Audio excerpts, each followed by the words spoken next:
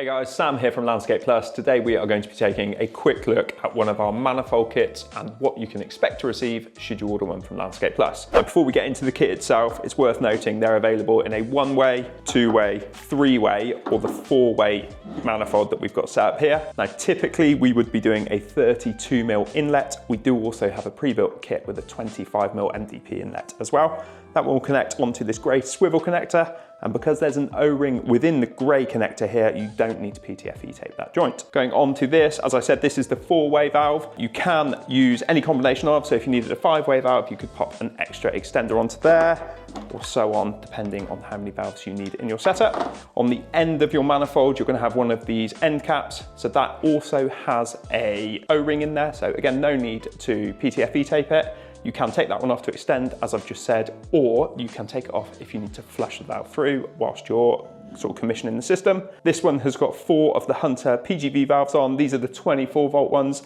The other option is the 9-volt latching, and the main difference visually is that you would see a black and a red wire. It's worth noting on the valves that there is a flow director, so make sure your arrow is pointing the right way when you connect it.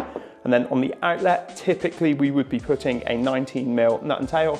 We do also have an option with a 25mm nut and tail that's gone to an LDPE pipe. But of course, if you want this to go onto MDP, you could remove those if you go with a pre-built, or you could order it as separate components. Now let's put one together.